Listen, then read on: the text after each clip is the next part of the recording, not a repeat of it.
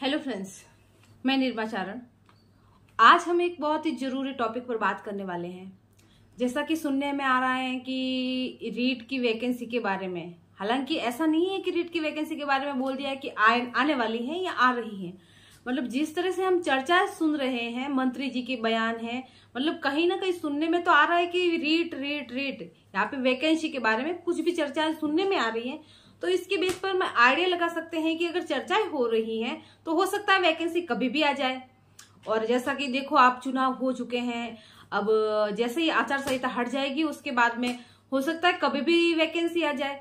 तो हमें तो क्या अपना परिप्लान कर लेना है, पहले से खुद को तैयार रखना। भले वैकेंसी जस्ट 2 महीने बाद आ जाए या भले 10 महीने बाद आ जाए, हमें तो अपनी तैयारी कंटिन्यू रखनी है। और अभी एक जो चर्चा का विषय बना हुआ है कि जो पहले रीट में प्री और मेंस 2 एग्जाम होते थे, तो अब ऐसा सुनने में आ रहा है, मतलब मंत्री जी ने ऐसी बात भी कही है कि जो रीट में दो एग्जाम होते थे उनकी जगह पहले की जैसे ही एक ही एग्जाम करवाया जाए। तो अब इस बात से ज्यादातर बच्चे डिस्टर्ब हो रहे होंगे। मतलब वो सोच रहे होंगे अब क्या चेंज होगा, क्या सिलेबस होगा, क्या सिलेबस में कुछ घटाया जाएगा, बढ़ाया जाएगा। तो इन सब बातों को लेकर अपने माइंड पर कहीं न कहीं थोड़ा बहुत असर पड़ता ही है। और जो अपन पढ़ रहे होते हैं उनमें अपनी जो कंटिन्यूटी है, जो कंसिस्टेंसी है, उस पर असर पड़ता है। हो सकता है कि अपना माइंड डिस्टर्ब होने की वजह से अपन थोड़ी बहुत अपनी पढ़ाई है वो भी ब्रेक हो जाए। तो आज हम इसी विषय पर चर्चा करेंगे कि एक तो देखो, जो पहले 2 एग्जाम होते थे, पहले आपको रीट के लिए 3rd ग्रेड मतलब टीचर बनने के लिए रीट के 2 एग्जाम पास करने होते थे। पहले आप प्री 2 मतलब पात्रता परीक्षा, अगर आप उसमें क्वालिफाई हो गए तो फिर आपको मेन एग्जाम के लिए अलाउ किया जाएगा। अब वापिस जैसे सरकार बदली, वो कहते हैं कि नई सरकार, नए फरमान, नए आदेश। तो जैसे नई सरकार बनी है तो वापिस वही पुरानी वाली रीट, एक ही एग्जाम, इसी बेस पे 3rd ग्रेड की भर्ती की जाएगी। तो अपन को चाहे भले 3rd ग्रेड में 2 एग्जाम करवाए, 3 करवाए या 1 करवाए, अपन को डिस्टर्ब नहीं होना है। अपन को अपनी रफ्तार से ही पढ़ाई करनी है। अगर मतलब अपन देखो, ये तो सरकार आती रहेगी, जाती रहेगी, नियम बदलते रहेंगे, जुड़ते रहेंगे, घटते रहेंगे। इन सब बातों का अपनी पढ़ाई पर कोई असर नहीं होना चाहिए। अपन जैसे पढ़ रहे हैं अपन को वैसे ही पढ़ना है। देखो, कुछ भी घटेगा बढ़ेगा सिलेबस में तो 5% का फर्क होगा, इससे ज्यादा नहीं। क्या घटेगा क्या बढ़ेगा? अगर घटेगा बढ़ेगा तो 1-2 टॉपिक या तो घट जाएंगे या जुड़ जाएंगे, तो इससे ज्यादा बहुत कोई फर्क पड़ने वाला नहीं है। तो अपन को तो अपनी पढ़ाई अनवरत रूप से करनी है। और उसके बाद में मेरे पास में कई स्टूडेंट के कमेंट आए थे कि दीदी आप बुक्स बता दो रीट के लिए, क्योंकि मैंने देखो जो पास होता है, जो सेलेक्टेड है, लोग उसी से जानना चाहते हैं। उन्होंने मेरे से पूछा था कि दीदी आपने कौन कौन सी बुक पढ़ी थी, आप वो भी बताएं। तो मैंने सोचा कि आपके लिए एक ऐसा ही यूजफुल वीडियो लेके आऊं जो बुक्स के बारे में हो और बच्चों को मदद मिले। तो देखो, अब रीट की वैकेंसी है जो कभी भी आ सकती है, और नई सरकार आई है तो वो वैकेंसी भी निकालेगी एक बार। तो जो बच्चे 3rd ग्रेड की तैयारी कर रहे हैं, रीट की तैयारी कर रहे हैं, तो मैंने उनके लिए कुछ बुक्स की लिस्ट बनाई है। जो स्टूडेंट रीट की तैयारी कर रहे हैं, आज मैं उनके लिए कुछ बुक्स लेके आई हूँ। उन्होंने मुझसे बोला था कि आपने पढ़ी वो बुक्स भी बताएं, और कोई अच्छी बुक्स है रीट के लिए तो वो भी मैडम आप मुझे बताएं। तो मैंने जो बुक्स मैंने पढ़ी थी वो भी आपके साथ शेयर करूंगी। और उसके बाद में जो प्रेजेंट टाइम में अच्छे से पब्लिशर्स की बुक्स हैं जिनमें मैटर अच्छा है वो भी मैं आपको बताऊंगी। अब फिर आप उसमें से डिसाइड कर लेना कि आप कौन सी बुक पढ़ो। पहले भी आपको बताया है सारी बुक्स अच्छी होती हैं, लेकिन फिर भी आप थोड़ा बहुत अपने विवेक से भी बुक्स को छांट लेवे। रीट का एग्जाम 2 लेवल पर होता है, L1 L2। L1 में जो होता है वो STC बेस पर होता है, उसमें पहले से 5वीं तक प्राइमरी स्कूल के लिए टीचर बनते हैं। एंड जो 2nd लेवल का होता है उसमें जो टीचर बनते हैं वो 6ठी 7वीं 8वीं 3 क्लासों के लिए बनते हैं, वो BEd बेस पर बनते हैं। तो जो अपना रीट का पेपर होता है 150 नंबर का, तो उसमें L1 में तो 5 पार्ट होते हैं एंड L2 में 4 पार्ट होते हैं। पहला जो पार्ट होता है साइको का होता है, दूसरा होता है लैंग्वेज फर्स्ट, एंड तीसरा होता है लैंग्वेज 2, एंड जो चौथा पोर्शन होता है जो मिक्स होता है, जीके का पोर्शन, हिस्ट्री का पोर्शन होता है, जिसमें अपने वो पॉलिटिकल साइंस होती है, भूगोल होती है, समाजशास्त्र है, जीके है, इसमें जो ये सारे टॉपिक इंक्लूड रहते हैं। तो जो पहला पोर्शन है साइको का 30 नंबर, उसमें साइको के होते हैं 30 लैंग्वेज फर्स्ट के, 30 लैंग्वेज सेकंड के, एंड बाकी जो अपने 60 नंबर है वो उसके जीके वाले पोर्शन के होते हैं। तो पहले अपने बात करते हैं साइको के लिए। साइको के लिए मैंने जो बुक पढ़ी थी वो थी वंदना जादौन की प्रभात। एंड मेरे पास में एक और बुक थी फर्स्ट रैंक की। मैंने ये 2 किताबें पढ़ी थी। देखो, वंदना जादौन की थोड़ी सी लैंग्वेज हार्ड है, ज्यादा हार्ड नहीं है, थोड़ी सी है, लेकिन बुक बहुत अच्छी है। और अगर आपको वो लैंग्वेज समझ में नहीं आए तो आप फर्स्ट रैंक की बुक भी ले सकते हैं। उसकी लैंग्वेज सरल है और आपको आसानी से समझ में आ जाएगा। अगर आपको साइको में कुछ भी नहीं आता है, मतलब 0 से तैयारी कर रहे हैं, तो पहले आप, मेरी राय है कि पहले आप फर्स्ट रैंक पढ़े, उसके बाद वंदना जादौन पढ़े। तो ये तो हो गई जो मैंने पढ़ी थी वो बात है। एंड जो प्रेजेंट टाइम में एक अच्छी बुक चल रही है साइको की, अच्छे पब्लिशर की है, वो है धीर सिंह धाबई सर की है। वो बहुत अच्छी बुक है। हालांकि उनकी लैंग्वेज है जो थोड़ी सी हार्ड है, थोड़ी पहली बार आप जो पढ़ोगे ना तो थोड़ी सा आपको समझने में परेशानी हो सकती है, लेकिन बुक बहुत अच्छी है। आप इन दोनों तीनों बुक में से आपको जो अच्छा लगे पढ़िए। तो इन दोनों किताबों को पढ़ने से पहले आपके लिए अच्छा रहेगा कि आप फर्स्ट रैंक पढ़े, क्योंकि देखो वैसे साइको है ना समझने का विषय है, मतलब एक ऑब्जर्वेशन अप्लाइड विषय है। तो आपको समझने के लिए पहले एक सरल लेवल से ऊपर उठना होगा, क्योंकि उन दोनों प्रभात की एंड धीर सिंह धाबई सर की दोनों जो बुक है उनकी लैंग्वेज थोड़ी सी हार्ड होने की वजह से आपको फर्स्ट टाइम में समझ में नहीं आएगा। तो पहले आप एक बार फर्स्ट रैंक की बुक पढ़ लें, उसके बाद आप इन दोनों में से जो भी आपको अच्छी लगी, जो भी आपको समझ में आए, वो दोनों में से आप पढ़ सकते हैं।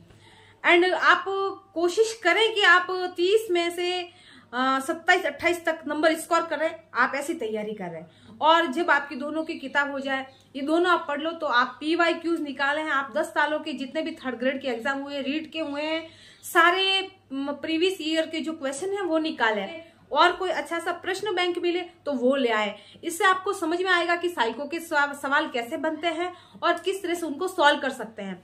उसके बाद में एक बार सॉल्व करके फिर आप वापस उन बुक्स को पढ़ें, तो आपको जो साइको का मैटर है 30 नंबर का वो अच्छे से कवर हो जाएगा और आप उस पोर्शन में 27-28 नंबर आसानी से स्कोर कर सकते हैं। तो ये तो हो गई साइको की बात। एंड फिर आता है भाग 2, जो लैंग्वेज फर्स्ट होता है। लैंग्वेज फर्स्ट में आप हिंदी ले, इंग्लिश लें। तो देखो, हिंदी के लिए हालांकि मैंने हिंदी ली थी और बहुत सारे स्टूडेंट हिंदी लेते हैं। तो अगर हिंदी के लिए बात करूं तो एक बहुत ही अच्छी बुक आती है माध्यमिक शिक्षा बोर्ड की, वो हिंदी नवीन व्याकरण करके आती है। सोहनदान चारण की बुक आती है, वो क्लास 9th से 12th तक, 9, 10th, 11, 12 चारों क्लासों की मिक्स बुक आती है। और वो तो मैं आपको बोलूं कंपल्सरी पढ़नी, मतलब पढ़नी ही है, 100% आपको वो बुक पढ़नी है। उसमें जब आप छोटी, ज्यादा मोटी बुक नहीं है, नॉर्मल अपने स्कूलों में जो बुक चलती है वैसी नॉर्मल बुक है। आप एक बार जब पढ़ोगे ना तो आपको आधा तो वैसे समझ में आ जाएगा। उसकी भाषा बहुत ही सरल है, आपको पढ़ते ही समझ में आ जाएगा। उस बुक को आपको 2 से 3 बार पढ़ने की जरूरत है, उससे ज्यादा नहीं। उसमें ग्रामर वाला पार्ट आपका क्लियर हो जाएगा। उसके बाद में आपको जो अपने वो अर्थ होते हैं ना, समानार्थ न, विभिन्नार्थ न, विलोम शब्द, उन सब के लिए आपको बुक पढ़नी है राघव प्रकाश की, जिसमें मुहावरे, लोकोक्तियां, कहावतें वो सारी आ जाती हैं। उसके लिए आपको राघव प्रकाश की बुक लेनी है, उसको पढ़ना है। और उसमें जितने भी उदाहरण दिए हुए ना वो आपको सारे सॉल्व करने हैं, जिससे आपको समझ में आ जाएगा कि प्रश्न कैसे बनते हैं, किस तरीके से पूछे जाते हैं। एंड जब तक आप किसी भी एग्जाम से रिलेटेड क्वेश्चन आंसर सॉल्व नहीं करोगे तब तक आपको समझ में नहीं आएगा कि प्रश्न कैसे बनते हैं। तो आपको ये काम करना है। उसके बाद में ये हो गया अपना सेकंड पार्ट।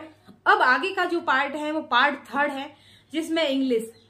तो देखो, अपने जो हिंदी मीडियम के स्टूडेंट होते हैं ना, उनको इंग्लिश एंड मैथ समझने में बहुत ज्यादा दिक्कत रहती है। अब जैसे मैं इंग्लिश की हूं तो मुझे मैथ समझने में बहुत ज्यादा परेशानी आती है।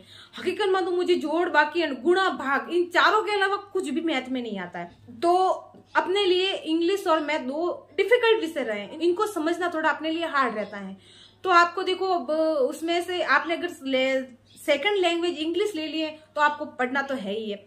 तो पहले आपको अपना, अगर इंग्लिश आपको बिल्कुल समझ में नहीं आती है तो पहले आपको अपना बेस तैयार करना पड़ेगा। इसके लिए आपको 8th, 9th, 10th इन 3 क्लासों जो नॉर्मल इंग्लिश की बुक आती है उसके पीछे ग्रामर का छोटा सा पोर्शन दिया होता है, उसको सॉल्व करना है।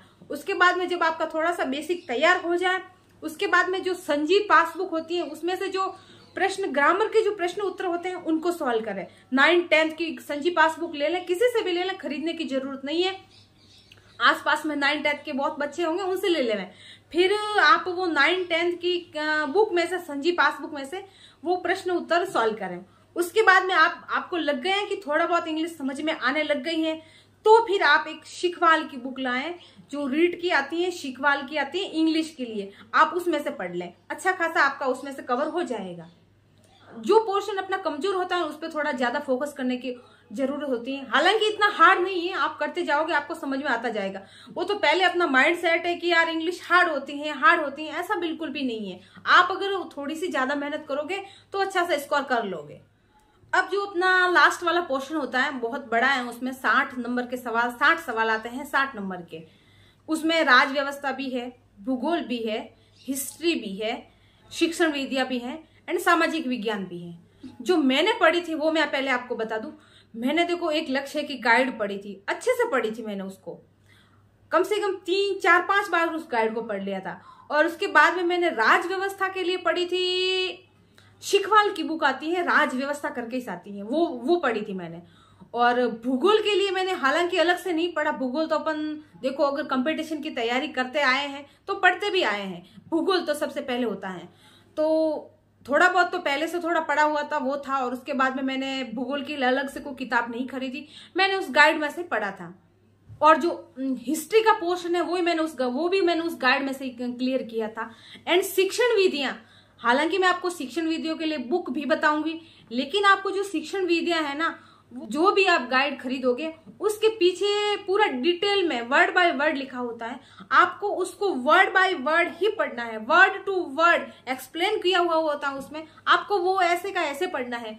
और आपको अंदर से जो पूरा डिटेल में दे रखा है, पार्ट एज ए पार्ट दे रखा है, आपको उसको पूरा डिटेल में पढ़ना है और वहीं से आपको अंदर से ही याद करना है। ऐसे नहीं कि जो पीछे दे रखा है प्रश्न उत्तर वो पढ़ो। यकीन मानो जब मैंने 2018 में जो रीट का एग्जाम दिया था ना, उसमें से जो शिक्षण विधियों के सवाल आए थे वो हूबहू उस लक्ष्य की गाइड में से ही आए थे और अंदर से आए थे। वो पूरा जो पैराग्राफ होता है ना उसमें से पूछे गए थे। तो आपको एक बार पूरा उसको डिटेल में पढ़ना है। पहले आप कोशिश करें कि अगर आपको PYQs कहीं मिल जाए, मतलब आपको खरीदने कोशिश क्या करनी है, मतलब आपको अगर पास होना है तो कोशिश 100% करनी है। तो आपको PYQs निकालने हैं। फिर आप एक बार देख लेना कि जो शिक्षण विधियों के सवाल हैं वो किस तरीके से पूछे जाते हैं। तो इससे आपको बहुत मोटा मोटा आइडिया लग जाएगा और समझने में आपको आसानी रहेगी। तो पहले देखो बात करते हैं कि हिस्ट्री जो मैंने पढ़ी थी वो गाइड में से पढ़ी थी। राज व्यवस्था की बात हो गई, राज व्यवस्था शिखवाल की पढ़ी थी। भूगोल के लिए मैंने कोई अलग से पढ़ा नहीं था, उसमें से ही गाइड में से ही पढ़ा था। देखो कंपटीशन हर दिन बढ़ता जा रहा है, कंपटीशन टफ होता जा रहा है, तो अपन को देखो बिल्कुल भी कोई रिस्क का चांस नहीं लेना है, बिल्कुल रिस्क तो लेनी नहीं है। तो मैं आपको वो बुक्स भी बताऊंगी जो फिलहाल आपको पढ़नी है और पढ़ते आए हैं। मैंने अच्छे से छानबीन करके आपके लिए जो बुक की है वो लिस्ट बनाई है। मैं आपको एक राय दूं कि आपको जो भी गाइड अच्छी लगे, एक गाइड आपको रीड के लिए जरूर खरीदनी है। अब देखो जो अपना ये एग्जाम है, ऐसा तो है नहीं कि RS का है या IAS का है कि फर्स्ट ग्रेड का है, ऐसा तो है नहीं है। तो अपन को देखो एक गाइड तो चाहिए जिससे अपन को एक मोटा मोटा आइडिया लग जाएगा कि इसमें से कौन से टॉपिक है और क्या है। और उसके बाद में गाइड का आपके फायदा ये होगा कि अगर आपको कोई टॉपिक कहीं दूसरी जगह नहीं मिल रहा है तो आपको गाइड में आसानी से मिल जाएगा और आप समझ लेंगे। तो आपको गाइड, जो भी आपको गाइड समझ में आए वो गाइड एक ले लेनी है। गाइड में से आपको हिस्ट्री पढ़ लेनी है एंड भूगोल पढ़ना है, शिक्षण विधियां पढ़नी है। उसके बाद में आपको राज व्यवस्था के लिए शिखवाल की किताब ले लेनी है। उसमें बहुत ही अच्छा मैटर दिया हुआ है, आप एक बार पढ़ोगे तो आपको आसानी से समझ में आ जाएगा। और यकीन मानो मेरी जो राज व्यवस्था मैंने शिखवाल से पढ़ी थी और मेरे जो राज व्यवस्था के 5 से 6 सवाल आए थे, एक भी गलत नहीं हुआ था, क्योंकि मैंने उसको इतनी बार रट लिया था ना। और छोटी सी बुक है, मोटी नहीं है। उस राज व्यवस्था में से जो टॉपिक थे अपने रीट में, मैंने इतने अच्छे तरीके से उसको याद किया था और इतना रिवीजन इतनी बार हो गया था कि वो हर चीज मेरी क्लियर हो गई थी। हालांकि देखो मुझे पॉलिटी में बिल्कुल भी इंटरेस्ट नहीं है, मुझे पॉलिटिक्स पढ़ना बहुत ही बोरिंग लगता है, मुझे समझ में ही नहीं आती। एक बार पढ़ लूँ तो दूसरी बार भूल जाती हूँ। लेकिन जब मैंने उस शिखवाल से पढ़ा तो मुझे बहुत ही अच्छा खासा याद हो गया था और मेरे सारे सवाल है जो राइट भी हो गए थे। इसके अलावा आपको इतिहास के लिए 6ठी से 12वीं तक की जो अपने राजस्थान बोर्ड की बुक्स चलती हैं वो पढ़नी है। इसमें क्योंकि आपका देखो उसमें समाजशास्त्र भी आता है, कई इकोनॉमिक्स के 2-3 सवाल भी आते हैं, तो वो भी आपका साथ में क्लियर हो जाएंगे। तो आपको 6ठी से 10वीं तक की वो किताबें पढ़नी है। और इतिहास के लिए जो राजस्थान बोर्ड की अपने जो 11th 12th की बुक होती हैं वो आपको पढ़ लेनी है। इससे आपका कंसेप्ट क्लियर हो जाएगा। अगर आपका बेसिक कमजोर है तो वो भी तैयार हो जाएगा। देखो अभी तक तो वैकेंसी का कोई पता नहीं है, बोल रहे हैं कि आएगी, लेकिन आप समझ लो कि साल भर तक का टाइम है तो आपके पास में बहुत टाइम है। तो आप सबसे पहले आपके सिलेबस में आपके सब्जेक्ट जो भी है उससे रिलेटेड 6ठी से 10वीं तक की अपनी जो राजस्थान बोर्ड की है वो किताबें पढ़े, और उसके साथ 11th 12th की जो आपके सब्जेक्ट से रिलेटेड है वो किताब जरूर पढ़ें। और मैंने आपको शिक्षण वीडियो से रिलेटेड आपको एक तो ये बता दिया कि आपको अपने गाइड में से पढ़ना है, और इसके अलावा शिक्षण वीडियो के लिए आपको एक मंगलम की बुक आती है वो आपको पढ़नी है, ऑब्जेक्टिव टाइप आती है। ये किताबें पढ़ने के अलावा आपको एक काम करना है कि जो पिछले सालों के जितने भी पेपर हुए हैं रीड से related, art add 3rd grade जो भी, उनको एक बार निकाल लेना है। इससे आपको पता चल जाएगा कि जो पिछले सवाल हैं वो कैसे बने थे, किस पोर्शन से कितने सवाल बने थे, और जो सवाल बनने का जो पैटर्न है वो आपको पता चलेगा, और इससे आपको बहुत ज्यादा फायदा मिलेगा। तो ये एक काम है जो आप जरूर करें। और दूसरी बात, ये इन किताबों को पढ़ने के बाद जब ये आपका कोर्स 3 से 4 बार हो जाए तो आपको नोट्स बनाना है। और नोट्स कैसे बनाना है वो मैंने मेरे लास्ट वाले वीडियो में बताया था कि नोट्स कैसे बनते हैं। अगर तो वहां जाकर आप मेरा वो वीडियो देख लें ताकि आपको पता चल जाएगा कि नोट्स कैसे बनाने हैं। तो जो नोट्स बनाने का काम है आपको बिल्कुल 100% करना है। इसके अलावा जो आपने पढ़ा है उसका एग्जाम टाइम में आप रिवीजन नहीं कर पाओगे। अच्छे रिवीजन के लिए आपको नोट्स बनाना जरूरी है, तो ये काम जरूर करें आप। इन सब के बाद में मैं आपको एक बात बताना चाहूंगी कि जैसे मैंने आपको एक बुक्स बताई हैं, तो अगर आपने तैयारी शुरू नहीं कर रही है तो आप इन बुक्स को फॉलो करें जो मैंने कहा है, वो किताबें खरीद सकते हैं, देख सकते हैं। लेकिन अगर आपने तैयारी शुरू कर दी है, आपका कोर्स अच्छा खासा हो गया है, तो ऐसा नहीं, आप बिल्कुल घबराए नहीं कि यार मैंने बताई जो किताबें ही अच्छी हैं और जो आप पढ़ रहे हैं वो अच्छी नहीं है, उनका मैटर अच्छा नहीं है। मैंने पहले भी आपको बता दिया है कि सारी किताबें अच्छी हैं, सारे पब्लिशर्स की बुक है जो अच्छी है, सबका मैटर अच्छा है।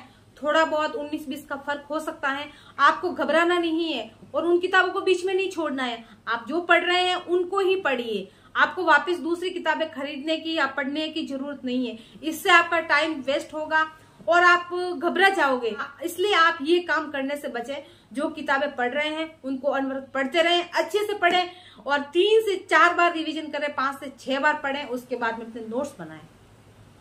और इससे जो अगला वीडियो होगा वो होगा L1 की जो बुक लिस्ट है उनके बारे में। धन्यवाद।